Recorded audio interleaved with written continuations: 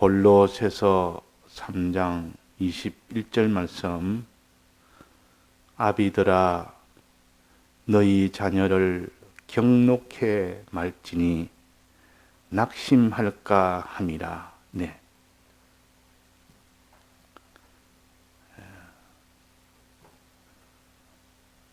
하나님과 연결된 그것을 생명이라 그러고, 그 생명이 영원토록 계속될 때 그것을 영생이라 그럽니다.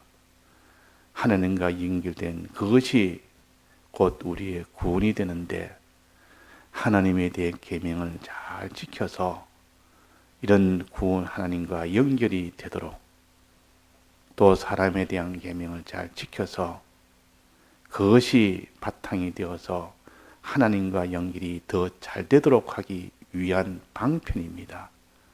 사람과의 관계에서 사람을 잘 상대함으로, 사랑함으로 하나님과 연결이 더 견고하게 됩니다.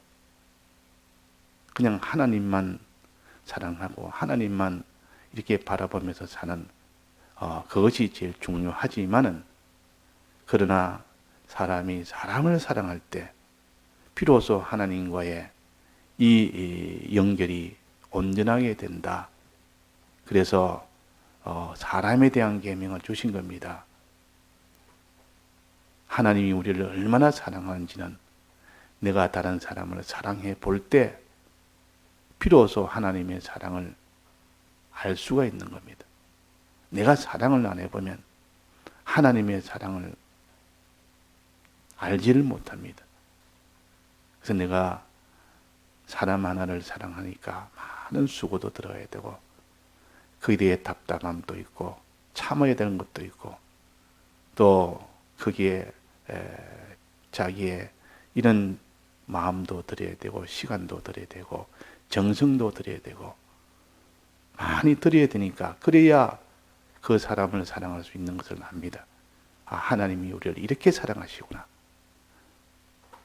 사람을 사랑할 때 비로소 하나님의 사랑을 알게 되고, 그 하나님의 사랑에 부합하는 그런 사람이 되기 때문에 사람에 대한 계명을 주신 겁니다. 그래서 사람을 사랑해라 할 때 참으로 그 사람을 사랑하는 사람이 된다면 이제 하나님을 사랑하는 것이 자라가고 온전하게 되어진다. 사람 중에서도 부모에 대한 이 사랑, 부모를 사랑해라 하는 것은 그 방편을 공경하라고 그랬습니다. 부모를 사랑하는 방편은 부모를 공경함으로 부모를 사랑한다. 공경 5가지를 생각해서 부모를 자꾸 이렇게 공경하는 이 일을 할 때 하나님을 참으로 공경하는 사람으로 온전하게 됩니다. 그 다음으로는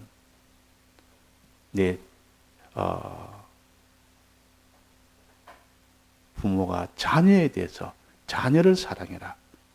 자녀를 사랑해라.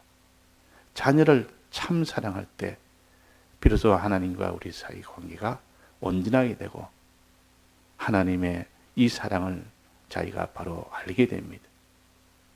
부모가 자녀를 사랑해 볼 때, 자, 부모가 자녀를 사랑은 어떻게 한다 했습니까? 자녀가 부모는 공경함으로 사랑하고, 부모가 자녀를 사랑할 때는 양육으로 사랑해야 했습니다. 양육으로. 양육을 해서 길러야 된다. 그래서 부모는 이제 아이가 나면 기르는 것이 부모의 할 일이요. 부모의 의무요. 의무인 동시에 부모의 권한이요. 권한인 동시에 부모의 기쁨이요. 자, 기르는 것이 의무적으로 기릅니까?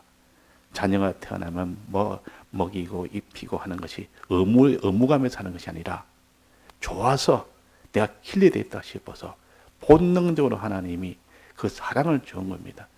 내가 잘 길러야 되겠다.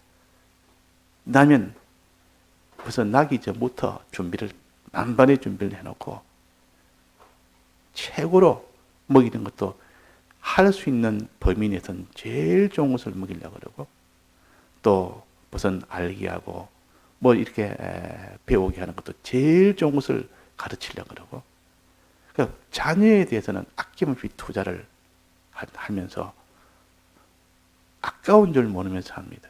이게 자녀에 대한 사랑하는 마음을 하나님이 날 때 주니까 밤을 새도록 간호를 해도 크게 지쳐서 못하겠다 하지 못할 정도로 그런 애착을 준 겁니다. 그 애착 하나로, 그 자녀에 대한 그 사랑하는 본능 하나로 자녀를 키우는 겁니다. 자기 힘이 아니요, 하나님이 그런 마음을 주니까 양육을 합니다. 그런데 하나님이 성경으로 양육하라 말 안 해도 이 성경을 모르는 사람도 다 양육을 다 합니다. 그런데 하나님이 양육하는 것은 무엇을 가르칠까? 육체를 양육하는 이것은 안 믿는 자도 하는 것이요, 본능적으로 다 하는 것이요. 이걸 말하는 것이 아니고, 육체의 양육을 말하는 것이 아니고 주의 교양과 훈계로 양육하라 그랬습니다. 이걸 가지고 양육해라. 무엇으로 양육하느냐, 이게 중요한 겁니다. 신구약 성경에 교훈을 거기서 담아서 교훈으로 교육하기에 유익하다 그랬습니다. 성경은. 그 성경 안에 있는 이 주의 교양과 훈계로 양육을 하는 겁니다. 그러니까 주의 교훈과 훈계로 양육하지 않으면, 이것으로 양육하지 않고 세상에 있는 자기의 모든 이런 지식이나 세상의 철학이나 세상의 모든 생활 방편이나 세상에 있는 이것으로 양육을 하면 어떻게 된댔습니까? 자녀를 노엽게 하는 것이 된다. 자녀를 그렇게 세상적으로 이렇게 양육은 좋아하지 왜 그것을 노엽게 할까? 수학 공부, 영어 공부 잘하도록 하면 그 자녀가 그거 잘했으니까 아주 대우를 받으니까 좋아할 것인데, 나중에 말이에요. 나중에 이제는 하나님을 알고 성경을 알고 모든 평가가 될 때, 그때에 주의 교양과 훈계로 양육되지 않은 것은 다 자녀가 노엽게 된다면은 반발하게 된다 그 말입니다. 그것 때문에 반항하게 된다 그 말입니다. 그러니까 우리가 자녀 양육은 성경에서는 성경으로 된 그 주님의 대속인 주의 교양과 하나님의 명령인 그 훈계로 이걸 가지고 잘 양육해라. 이것만 가지고 양육해라. 이것 아닌 것 가지고 양육하면 그 자녀가 후에 그 사람이 믿음을 떠나게 된다. 반발하고 결국 믿음을 떠나게 된다. 이걸 가르쳐서 노엽게 하지 말라는 뜻이요. 또 하나 노엽게 하지 말라는 뜻이 있습니다. 오늘 봉독한 골로새 3장 21절입니다. 아비들아 너희 자녀를 경록히 하지 말지니 내나 노엽게 하지 말아라. 낙심할까 함이라. 이 노엽게 하는 것은 어떤 경우에 노엽게 하느냐? 이것은 처음에 말한 무엇으로 양육하느냐가 아니고, 이 주의 교양과 훈계로 양육하기는 하는데 어떻게 양육하느냐는, 어떤 방식으로 양육하느냐는 겁니다. 성경을 가지고 양육을 하기는 하는데 어떤 방식으로 양육하느냐, 그 방식을 말합니다. 자, 그래서 두 가지 방식이 있는데, 하나는 유순하게 양육하는 방식이 하나 있고, 또 하나는 과격하게 하는 방식이 있습니다. 과격하게. 유순하게 하지 않고 과격하게 하면 경노하게 됩니다. 노하게 된다. 자녀가 노하게 된다. 유순하게 하면 노하는 것이 아니라 아주 감사하게 됩니다. 나중에는 아주 그것이 잘 양육이 됩니다. 이거 양육이 안 된다 그 말이에요. 이걸 갖다가 아주 과격하게 양육을 하면. 유순하게 하느냐, 과격하게 하느냐. 잠언 15장 1절에 보면 과격한 말은 노를 격동한다 그러죠. 과격하게 이렇게 기르면 노를 격동한다. 반발한다. 반발한다. 반항한다. 그 말이에요. 유순한 대답은 분노를 쉬게 한다. 분노가 없도록 해서 길러야 되지. 분노가 있도록 길르면 안 된다. 반발하도록 길르면 안 된다.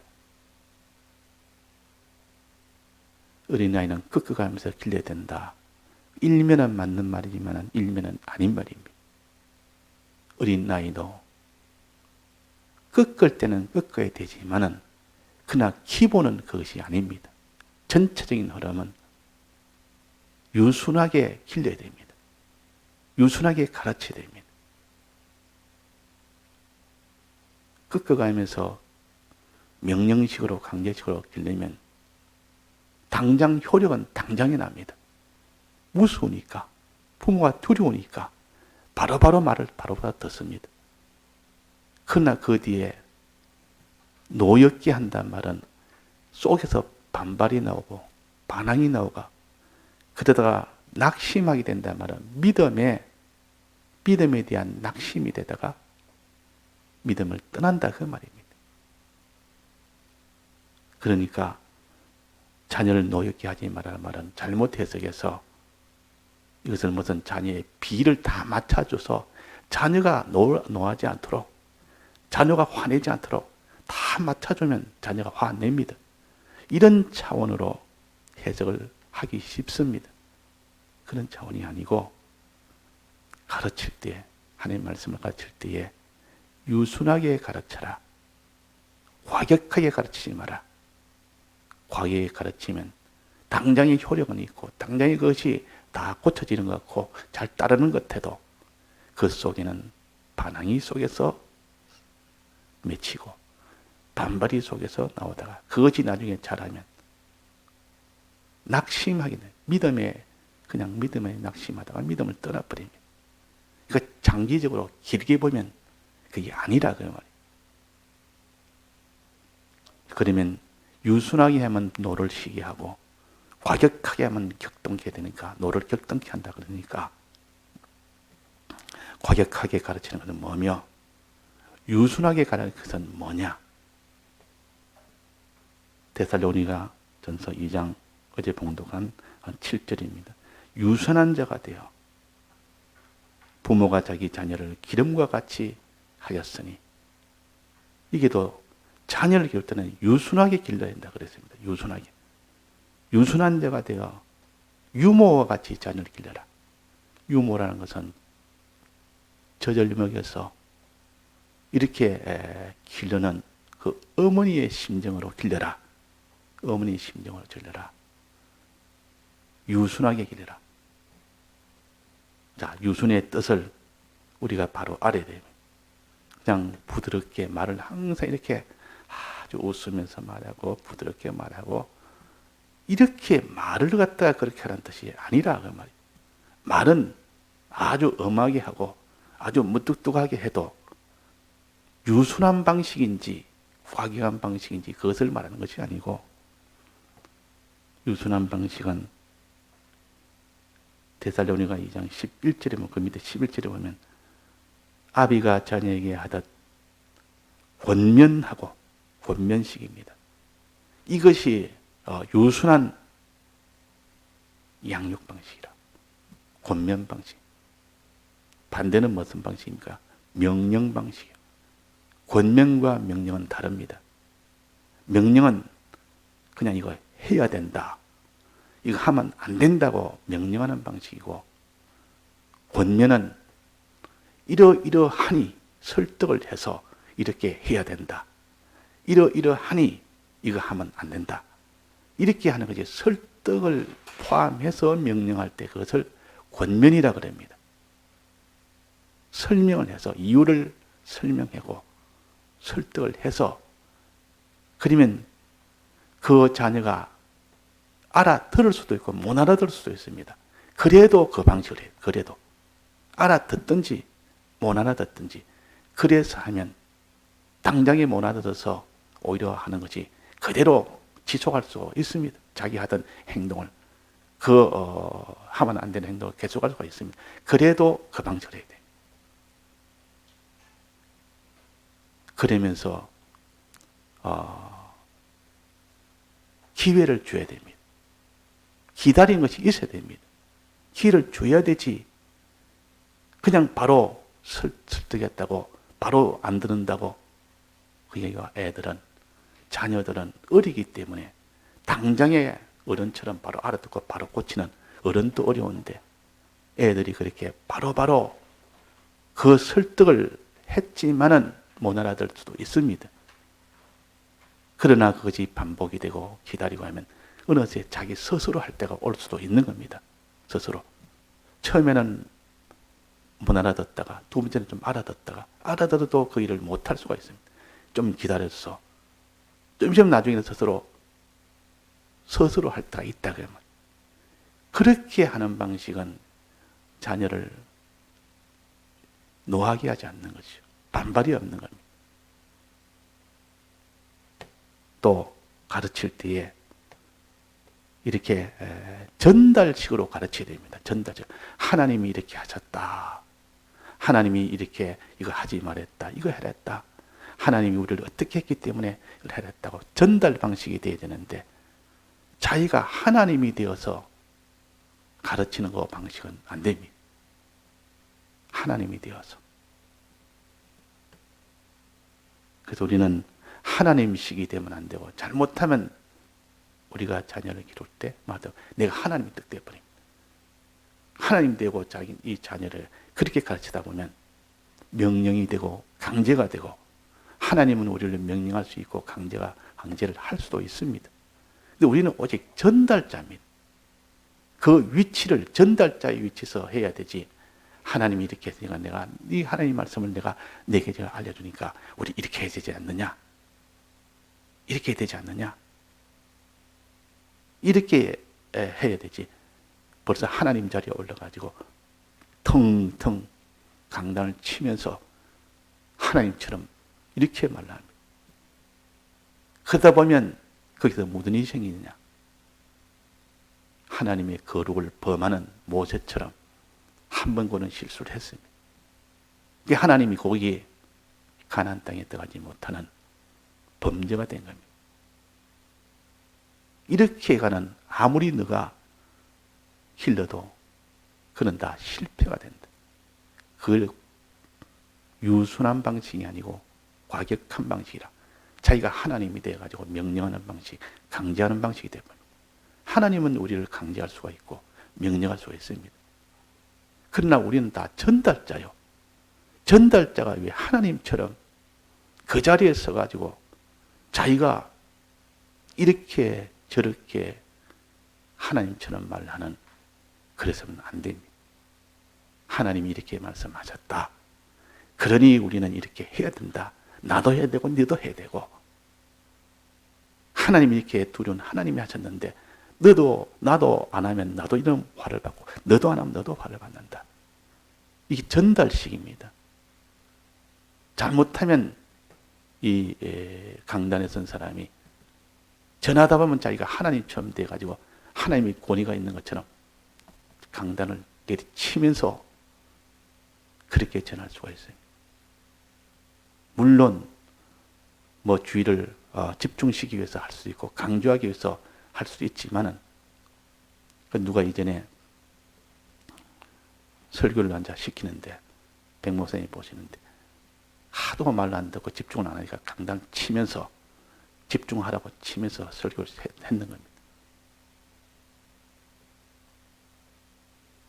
네가 기도 안 해놓고 하기 전에 기도해서 많은 사람이 그냥 집중하도록 안 해놓고 강단에서 그냥 쳐가면서 네가 그렇게 한다고 아주 책망을 했다는 말 들었는데 자 우리가 잘못하면 이 강단은 다른 사람 앞에 세우는 것이고 또 교역하는 위치에 있다 보니까 그 자리가 높은 자리인 줄 알아가지고 그러다가 나중에는 하나님처럼 말을 해버립니다. 그런 위치에 있는 걸로 그것이 다 과격한 말이요. 과격한 가르침입니다. 하나님식이라. 우리는 전달자입니다. 나는 전달자뿐입니다. 나는 하나님이 이렇게 말한 것을 나는 전달합니다. 이 말씀은 내게도 해당되고 여러분에게도 해당되고 자녀에게도 하나님이 이런 말씀하셨다. 이거는 내게도 해당되고 너에게도 해당된다. 그렇게 가르쳐야 되는데 자녀다 보니까 이렇게 막 하기 쉽습니다. 자기가 하나님처럼 이렇게 하기 쉽다면. 그래서 우리는 이런 유순한 방식은 자원식이요. 스스로 하도록 기다리고 기도하고 설득하고 전달하고 이런 식으로 하면 당장의 효력은 안 날 수가 있습니다. 애들이라는 것은 자녀라는 것은 이렇게 철없이 이렇게 날 때다 보면 그런 것도 아주 기념화 될 수도 있고 그것이 안 먹힐 수도 있습니다. 그러나 그 방식은 나중까지 계산하면 그 방식으로 해서 돌이켜지는 것은 탈이 없고 자라갈 수 있고 그 반대가 되는 과격한 그런 방식은 즉 강제식, 명령식, 자기가 하나님이 된 하나님식, 사람의 힘으로 그냥 기도 없이 사람의 힘으로 그냥 해결하는 그런 식. 그런 식은 탈이 생기는 겁니다. 속에서 노역기 하는 자녀가 노역기 한다면 반발이 생긴다. 반항이 생긴다. 믿음에 대해서 낙심을 하게 되고 믿음에 떠나게 됩니다. 낙심하는 이유. 그러니까 제일 중요한 것은 이게 자녀를 노역게 하는 말은 두 가지 뜻이다. 하나는 오직 신구약 성경에 있는 교훈만을 가지고 가르쳐야 되는데 이것 가지고 가르치지 않는 일을 하지 말아라. 그러면 자녀가 노역게 된다. 또 하나는 그것을 가르치는 방식에 있어서 유순한 방식으로 가르쳐야 되지 과격한 방식으로 가르치지 말라고 성경대로 좀 우리가 주신 말씀이 성경은 유순하게 가르치라 그랬어요. 자녀를 유순하게. 과격하게 가르치면 격동한다 그랬어요. 성경이. 노하게 된다. 그래서 방식에 있어서 권면과 이게 권면하고 그랬습니다. 11절에 보면 데살로니가 2장 11절에 권면하고 이것이 유순한 방식. 그 다음엔 위로하고 위로식으로 가르친다. 위로란 말은 소망을 준다 그 말입니다. 소망. 하나님이 이렇게 하면 단지 하나님이 우리를 지금은 고통스럽고 힘들고 이런 어려움에서도 이렇게 살면 하나님이 우리에게는 이 땅에서도 복을 주고 몽소에도 복을 주고 우리에게는 복이 약속되어 있다. 주님에 대해서는 우리에게 이 사제 징의와 이 복을 약속을 한 것이다. 자꾸 이렇게 해서 소망을 줘가지고 그 사람을 위로하려 그것을 나가도록 해야 되는데 그 반대가 정죄가 돼가 너희라 망하고 죽는 것이다.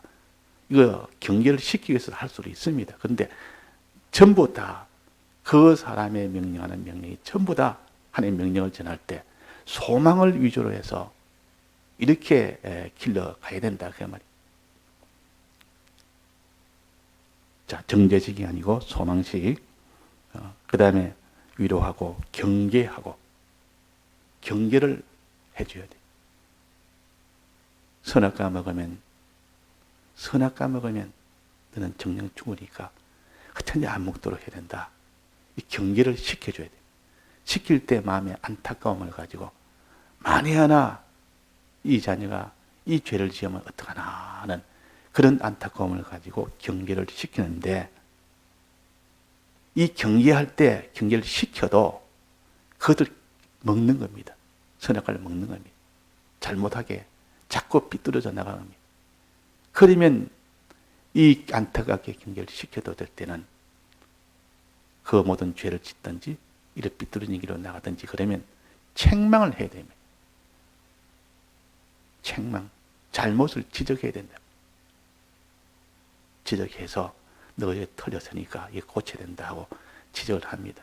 처음에는 그냥 한두 번 실수인가 싶어서 내버려 뒀다가 그 뒤에 계속하면 지적을 해서 틀렸다고 말해주고 지적을 했는데도 계속을 합니다.